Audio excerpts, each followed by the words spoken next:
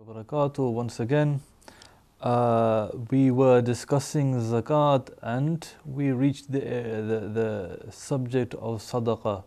Sadaqah, normally we tend to refer to mustahab zakat with this word, although it could also just as well mean wajib zakat, obligatory zakat.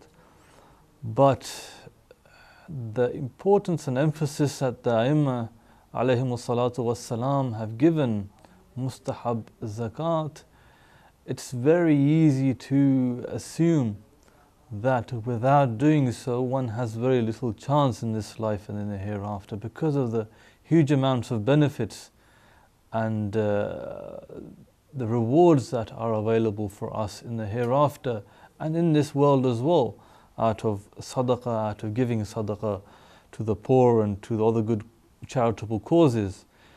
And perusing through the books of ahadith, if we open the chapter of sadaqah, we will find literally hundreds of rawayat from the Ma'sumeen alayhimus salatu wassalam on the topic of sadaqah, how to give sadaqah, the rewards of sadaqah, the benefits of sadaqah, the purposes of sadaqah, the manners of sadaqah. And there are so many that it is difficult to choose a certain area and a certain benefit of sadaqah, a certain thing, a certain point to note about sadaqah. If we go through the rawayat from the Ma'sumeen alayhimus salatu wassalam, if we go through the seerah of the Ma'sumeen alayhimus salatu wassalam, even that is sufficient to tell us the importance of sadaqah.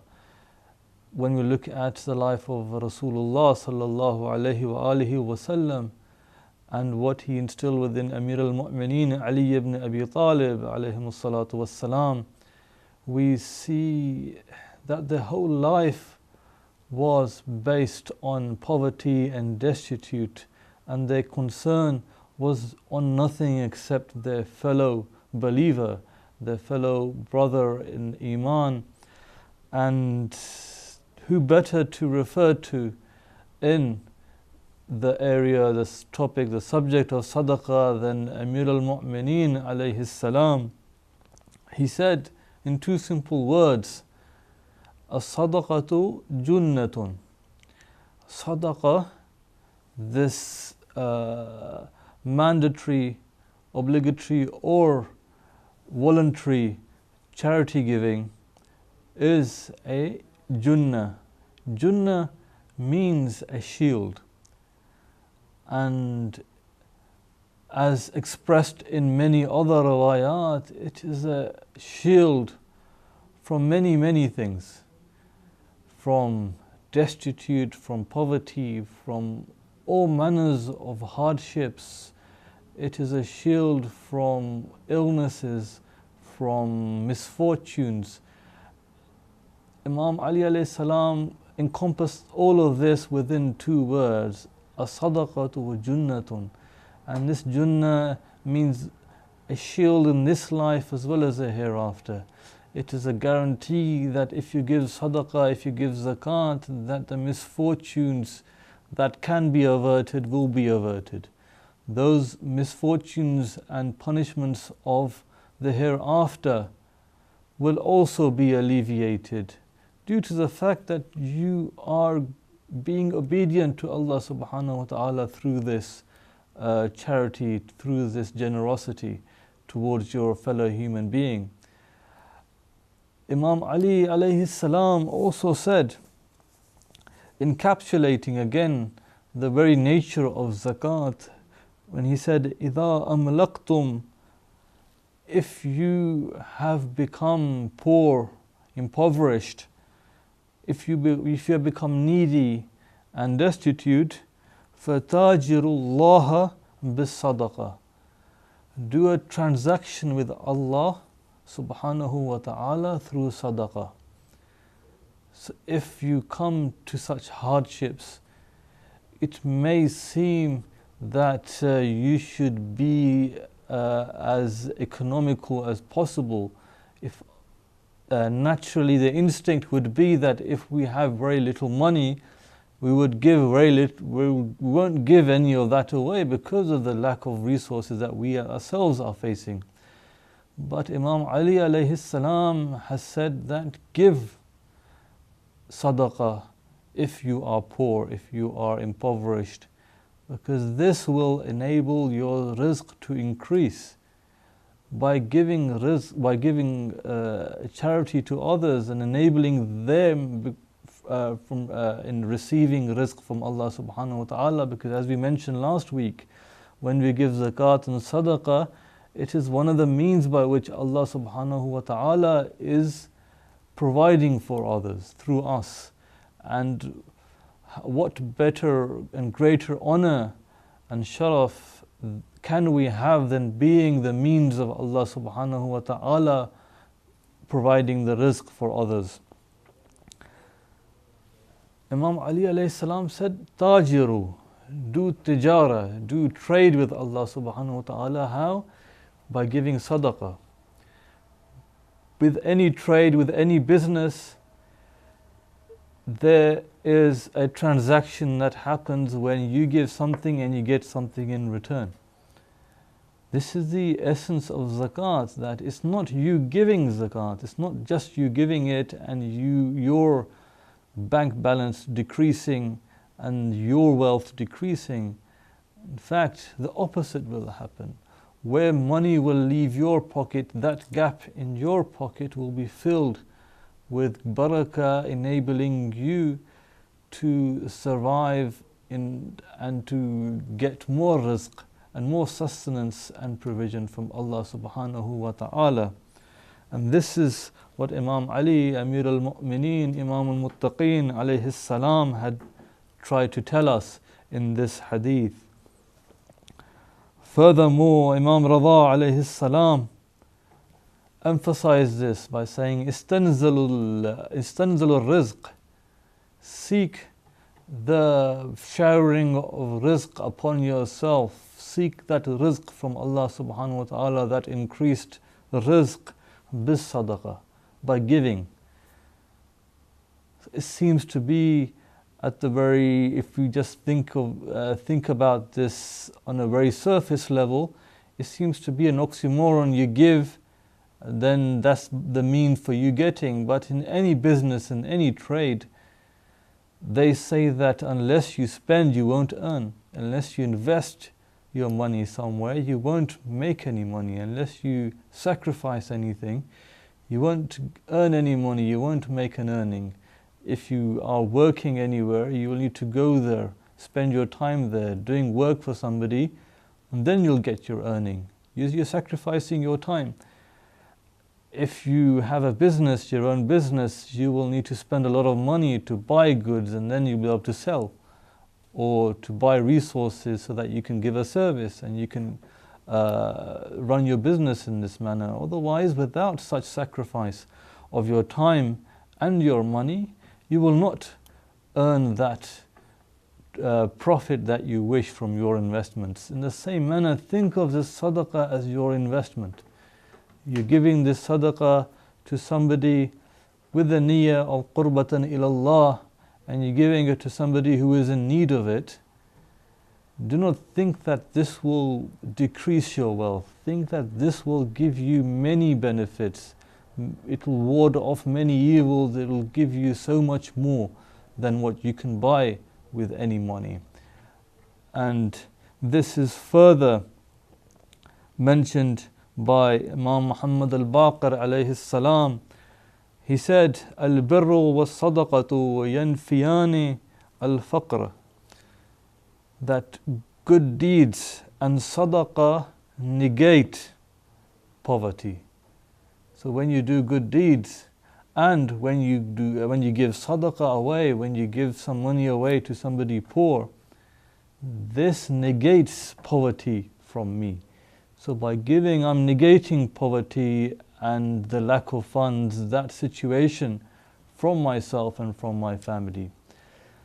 That is why miserliness and stinginess has been heavily rebuked in the Quran and in the riwayat, in the ahadith of the Ma'sumin alayhimu salatu wassalam, because of the fact that a person doesn't understand that by spending money, only then can he actually earn those benefits of this world and in the hereafter. It is a test for us in a way. Are we willing to part with money? Are we willing to part with our wealth so that do we have enough that faith in Allah subhanahu wa ta'ala that we will receive the reward for that, or the worldly or the hereafter, the afterlife benefits of that charity that we have given.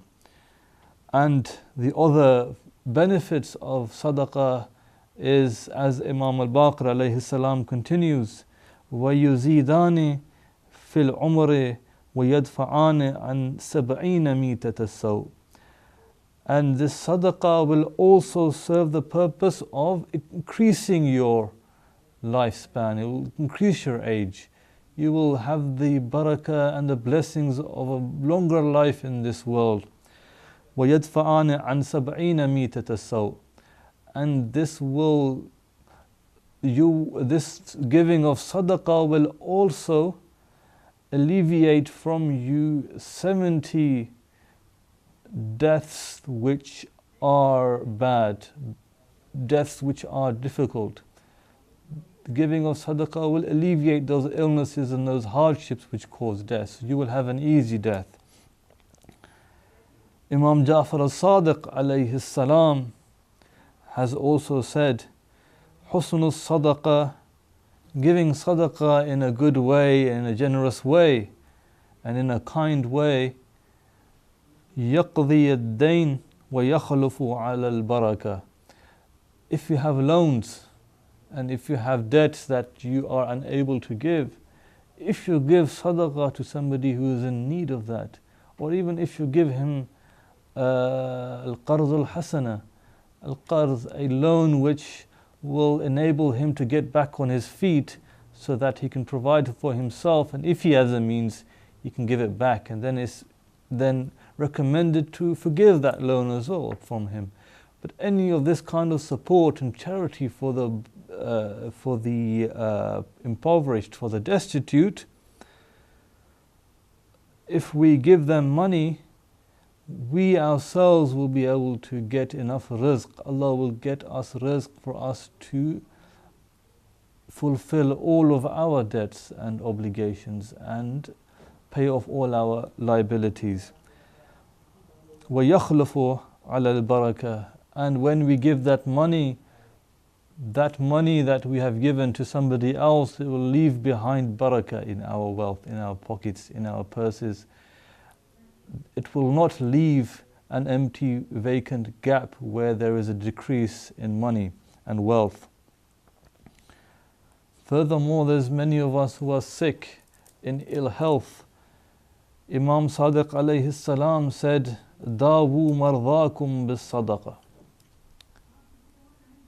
If we are ill, we obviously need to spend money on medicine, and we'll spend money on doctors, we'll spend money on operations, we'll go around the world in order to prevent ourselves from dying from this illness, or we will spend a lot of money to get cured from this illness, and we'll travel far and wide for this purpose. But the simple cure could be a simple coin or a simple banknote given to somebody who is poor. And Imam Sadiq alayhi salam said, cure your illness, dawu mardhakum, the dawa, the cure, the medicine for your illness, medicate your illness with sadaqah. Dawu mardhakum bis sadaqah. One of the cures, one of the healings, and one of the medications for our illnesses is to give sadaqah. If we give sadaqah and we have tawakkul, we have faith and trust in Allah subhanahu wa ta'ala, yes, we need to exert an effort in order to cure ourselves through the regular means. But this simple token towards somebody who is poor, so that he can have something to eat and something to wear or somewhere to reside and sleep in, will be the medication that we so eagerly seek. In the same manner, Imam Sadiq alayhi salam has also said, يُسْتَحَبُّ لِلْمَرِيضِ أَن يُعْطِيَ السَّائِلَ بِيَدِهِ. It is mustahab that when the marid is giving sadaqah to somebody who is poor, he should give it with his own hands. He should not ask somebody else to give it. He should not leave it for him to collect. He should give it, he should pass it over to him with his own hand. And then as he is giving the money to the poor person, he should ask him وَيَأْمُرُ السَّائِلَ أَن يَدْعُوَ لَهُ, that as he is giving that sadaqah, he should ask the poor person, the needy person, that as I am passing this sadaqah to you, supplicate for my healing, for my cure, and that I am cured from this illness that I am suffering from. This is the manner in which one should give zakat and sadaqah. Indeed, all manners of troubles, hardships, misfortunes, calamities, tragedies can be averted if you fear anything. If you fear anything when you're going on a travel, on a journey, if you fear anything in doing something and making tough life decisions, give sadaqah with a niyyah that Allah subhanahu wa ta'ala alleviates any problems in me going ahead and embarking on this issue or in that project or in this job or in buying this house or marrying such and such a person. Give sadaqah so that Allah alleviates issues and problems.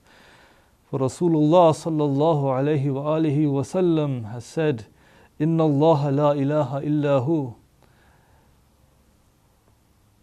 لَيَدْفَعُ بِالصَّدَقَةِ الدَّاءِ, that Allah subhanahu wa ta'ala, besides whom there is no God, there is no God, there is no shafi, there is no healer, there is no raziq, there is no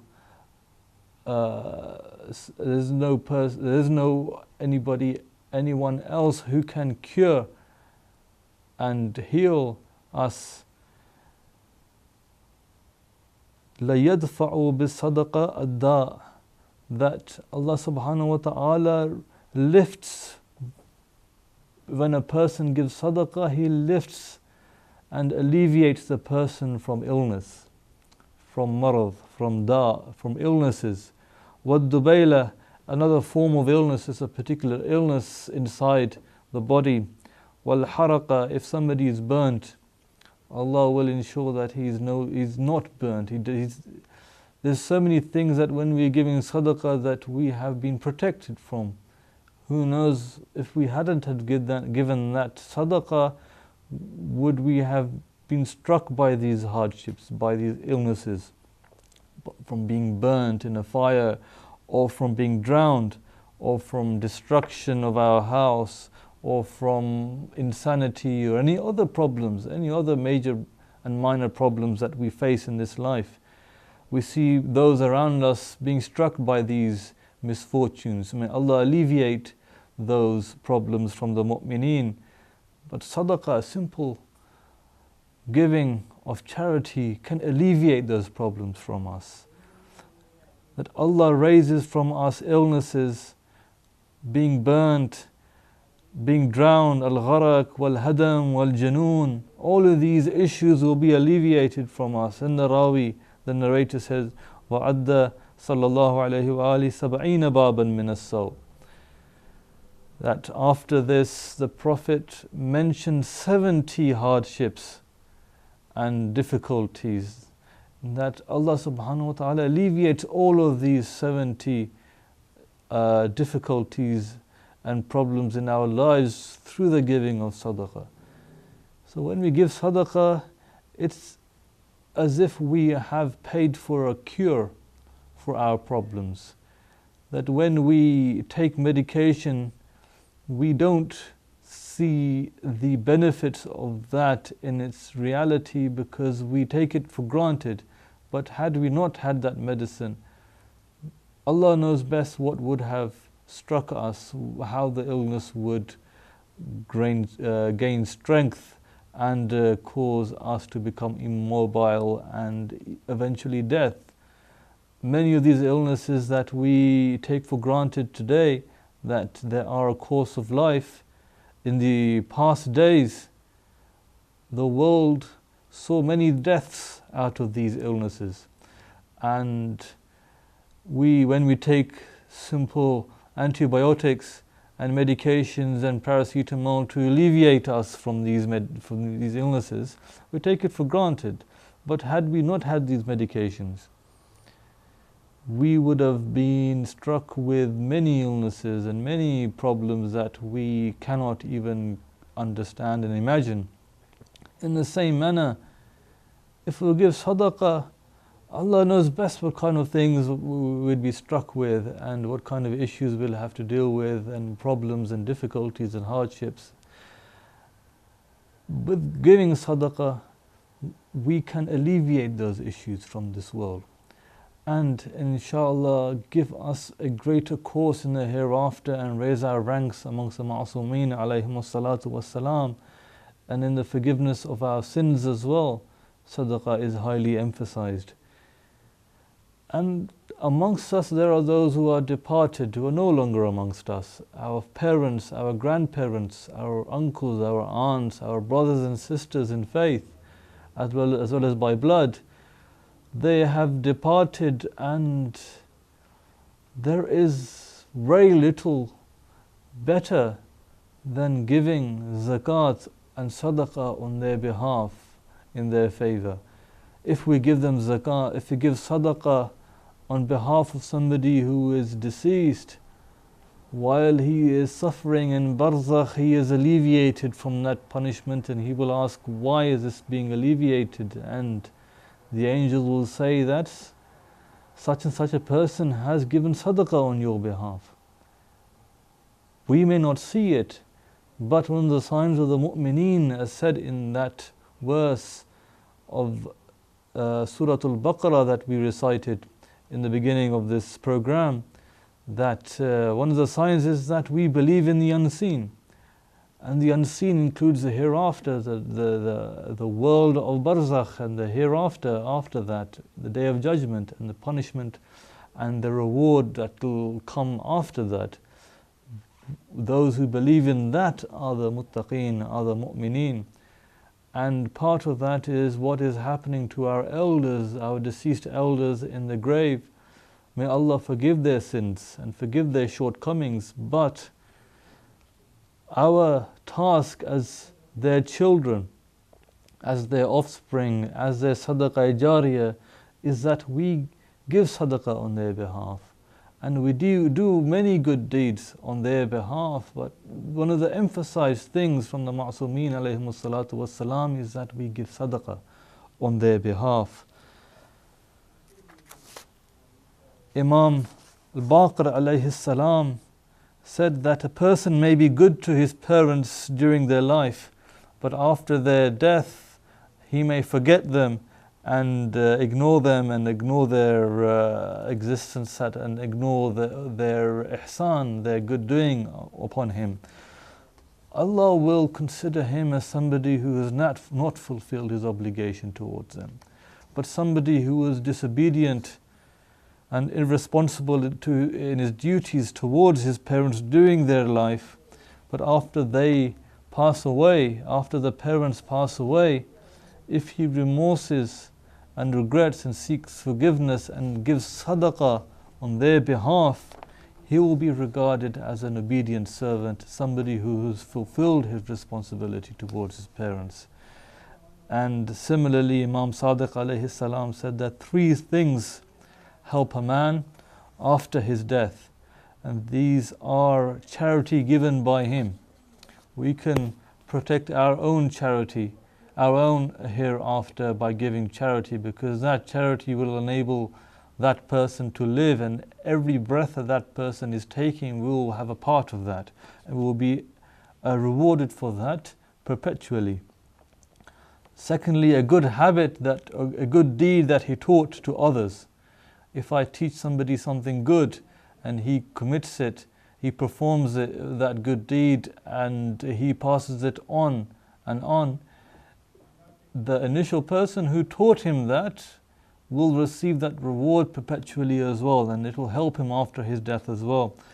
And the third thing is a good offspring, good children who he leaves behind, who prays for his forgiveness and who gives the sadaqah on his behalf. It's up to us to teach our children to give sadaqah, to give charity to others. Teach them. When in the Western world we may not see many poor people, poor believers on the streets, but when we go to other countries in the third world, we see many impoverished Muslims. Give a small amount of cash to your child and tell him to give it to that person. This will give him the spirit of charity and to give to the poor and to care for those who are well off than himself or herself.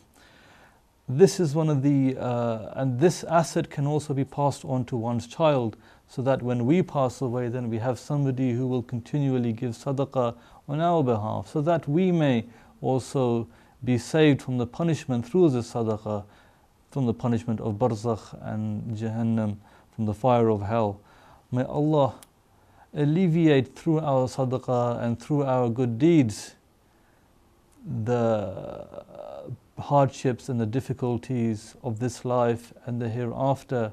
May Allah give us the tawfiq to give to charity and to give to good causes and those who are working in the way of Islam. ربنا تقبل منا إنك أنت السميع العليم وآخر دعوانا أن الحمد لله رب العالمين والسلام عليكم ورحمة الله وبركاته.